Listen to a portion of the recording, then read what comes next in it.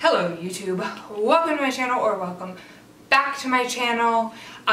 So today I am in my camouflage hoodie and my forensics hat because I had a long day at work and I'm just so ready to lay down and go to sleep. So I'm not looking all that YouTube ready tonight. We're gonna have Bella here so that she doesn't rub up on my tripod because she drives me insane and moves my tripod, and I've had to refilm this 3 whole times. So yeah, we are in day 6 of 31 days of SpookTube, and today, like I said, I'm a little worn down from my long day at work, and we're gonna be talking about what happened as part of my long day at work. So first of all, I want to announce that today was my last day in the position that I was in at my current, or my previous job now. I am now in a new position. I was full-time at this job, and now I am in a new position part-time in this job, working inventory there. And the reason that I dropped to part-time is because I now work full-time at a pet store. Which is something super exciting for me. It is something that I've wanted to do for a very long time, but I don't like chain pet stores, and I found a nice family-owned pet store that I love. I've been going there for years now, and I just love their ethics. They take care of their animals phenomenally, and I thought it would be wonderful to work there. So yeah, I now work at a pet store full-time. Which is really awesome. I work in the fish department, and mostly fish department, and then I also work some of the things reptiles, and spiders, obviously under the category of reptiles in a pet store. But yeah, I thought that I would share that first. But yeah, so let's just get right into what this video is truly about, which is what happened to me today on my last day at work. So today I was ringing out a customer because I did work in a retail job.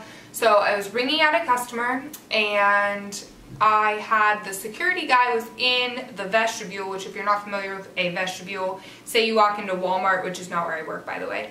I just would prefer to not say where I work, so we're going to use Walmart as an example because that is a nice big place that everybody's going to know. So anyway, if you take walking into Walmart, for example, there's the sliding doors, and then there's a space where you can walk and your carts and everything are, and then there's a second sliding door that actually goes into the store. So anyway, that little space in between those two doors is called a vestibule, and the security guy was in the vestibule today with one of the other employees, and they're both kind of just standing over something looking down, and I was like, oh, it's probably a praying mantis. Like, we get tons of praying mantises. People constantly are bringing me over to get these praying mantises out of the vestibule and go release them back outside.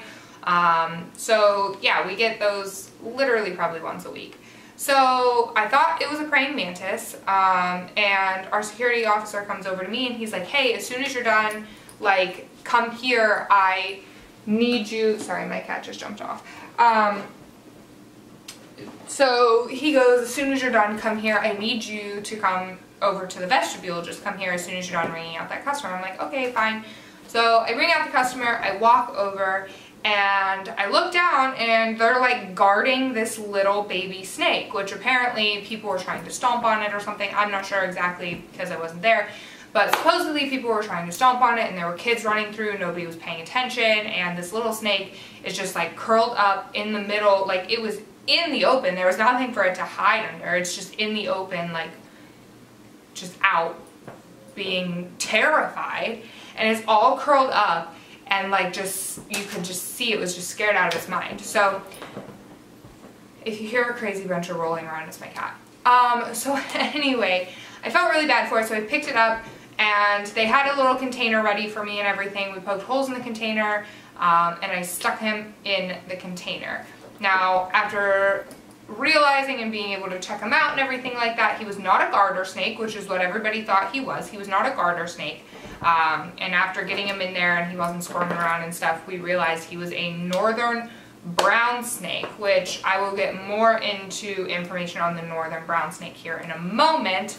But yes, he was a northern brown snake, and I decided that I was going to keep him, which could cause some controversy on here, and if you don't agree with me, that's fine. You don't need to. Please don't leave any hate comments. I don't really need those right now, and I will delete them and block you from commenting. So yeah, don't write anything mean or you will not write anything again. But anyway, so I decided to keep him. It's where I live, we are about to get snow, and baby, he was probably going into hibernation. I just felt like I needed to keep him. So anyway, I decided to keep him, and he is now here sitting next to me in the tub that I brought him home in, and we are going to be setting him up in his little tub. I'm going to be using the little tub that I brought him home in just because I don't want to put him in anything too big, because snakes like to be in something secure. They're not like other animals where they need a lot of space. They like to be in something secure. He has plenty of room to move around, but the more secure he is, the better chance he'll eat. So until I watch him eat and observe him eating and things like that, and probably until he sheds a couple times, he's going to stay in the smaller enclosure that I have for him. And then I do have a 5.5 gallon that he can move into, and then a 10 gallon that he can move into, and then eventually blah blah blah, whatever, 20 until he's an adult. But anyway, we are going to be setting up his enclosure, putting him in there, and learning all about the northern brown snake. So stay tuned if you want to see that. Alrighty guys, so I have all of the things here that I'm going to need to do this rehousing. So this is just some stuff that I was going to be using. I'm using this for the water dish. This is the tub that he will be staying in until he gets a little bit larger. Then he's probably going to go in here. Then eventually the 5.5, the 10, the 20, blah blah blah, whatever. I've got them all. And this is some substrate that I pre-mixed. It is cypress mulch and rainforest floor bedding.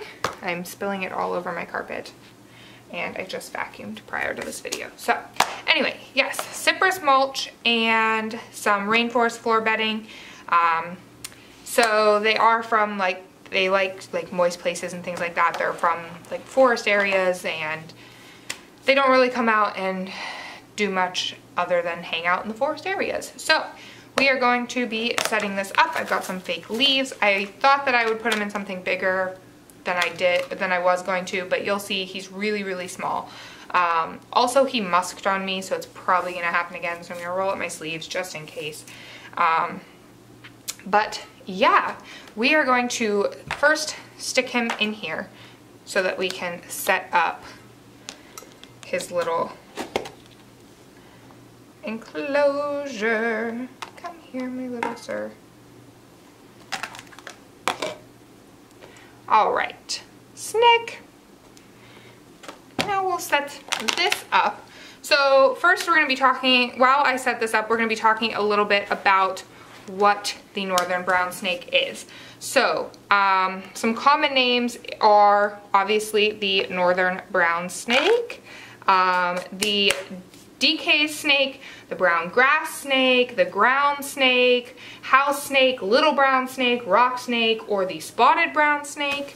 The scientific name for these guys is the Storaria decii. They are from the colubrid family, which if you aren't familiar with colubrid families, basically they're like your corn snakes, your king snakes, garter snakes, things like that.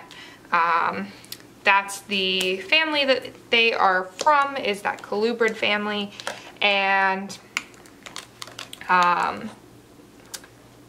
mostly, I don't know, anything that isn't really a boa or a python kind of fits under the colubrid family, so to say.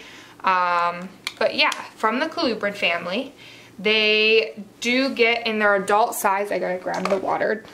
They do get in their adult size, they will get anywhere from like 9 to 13 inches. I'm just spraying this down with my purified sprayer. They are a non-venomous species. They're non-aggressive as well. Basically harmless to humans. They're not going to do anything to harm you. One thing that I will say, that they do kind of realize that you're too large for them to eat, so they're not going to try and bite as quickly. They more so will go instantly for flattening out their body and musking on you, which, if you aren't familiar with musking, it is a nice smelly liquid that they secrete out of their vent, and it just does not smell very great, and it's very hard to get that scent out. So yeah, they will musk on you. And the reason that they do that is for, let's say, like a bird or frogs, toads, things like that, that are their natural predators. If they musk, then they're gonna smell icky, they're gonna taste icky. That bird, frog, whatever is gonna spit them out and be like, ew, I don't wanna eat that, that's no good. So, they'll spit it out. It's just, you know, their instincts. They, instead of biting, will do that. As babies, they tend to be, they start out at like, you know, just a couple inches long. They kind of tend to look more like an earthworm. And one really cool thing about this species of snake is that they are a live-bearing snake. They can have anywhere from like 3 to 30 babies per litter, and like I said, live-bearing, so they don't hatch out of an egg like most other snakes will. And you can find them almost anywhere. You can find them in like South Ontario, Quebec, most of the eastern US, which is where I'm from, Mexico, Guatemala, Honduras, and then sometimes you can find them in El Salvador, but that's a little bit more like an occasional thing. They're not really there quite frequently, but it's not uncommon to find them there. So yeah, anyway, I did set this up just with a little water dish, some moss to keep humidity, a little leaf for him to hide out under. Like I said, I know it looks small, but he is small and I do need to monitor him. He's not going to have any heat. Now, I normally would never recommend that, but because they are going into their hibernating season, he is not going to have heat until summer naturally, and he obviously survives throughout the entire winter by hibernating. So room temperature, which my room temperature in my house normally tends to be anywhere from like 76 up to 85 degrees, just depending on, you know, time of the year and things like that. But yeah, my room temperature does stay quite warm for him. He will not need heat, so the small container is going to do just fine. We don't need to worry about it overheating or anything like that. Which, like I said, I normally don't recommend no heat for an animal. I always recommend some sort of heat for snakes and reptiles and lizards and things like that. Not for my spiders. We can get into that in a different video. But yeah, so we are going to go ahead and stick him in here. Bella, you cannot be a part of this video. Also, my coworkers named him. His name is Fred. I don't know why they thought that was funny. They just thought it was a cute snake name. So, this is Fred, guys. Come on. And I'm going to get some cool pictures of him real quick. In his habitat. I have some pictures of him not in his habitat. And I will also include those pictures in this video so that you guys can kind of see more of what he looks like. Wow, you did a yawn. Thank you. That was a pretty yawn. Alright guys, so I'm going to go ahead and put him away. He's got some nice places to hide in there now, which he did not have while I was at work today, so he's probably very much appreciating that. I'm going to put him away, and we're gonna end this video. Alright guys, so yeah, I thought that would make for a really cool video for day 6 of 31 days of SpookTube, and I hope you guys enjoyed. If you did, please give this video a big thumbs up. Subscribe to my channel if you haven't already, because I have tons of content planned for this month. It's gonna be great. Not all of it is Halloween based, so even if you are into the creepy stuff, you can still subscribe, like my videos. It'll be fantastic. There's stuff for everybody in this month of SpookTube. So yeah, like I said, give this video a big thumbs up, subscribe to my channel if you haven't already, check out my Instagram, Facebook, Snapchat, and my email address is also linked below. I do have a P.O. box if you guys wanted to send me any mail. I have that P.O. box listed down below. No live animals though, please, please, no live animals. Letters are welcome, pictures are welcome, drawings are welcome. That P.O. box is linked down below. My Patreon page is also linked down below if you guys want to support this channel even more and see more awesome content from me and from Bella, because we love you guys. So yeah, I will see you guys in tomorrow's video. That was day 6 of SpookTube. I will see you for day 7 tomorrow. Bye.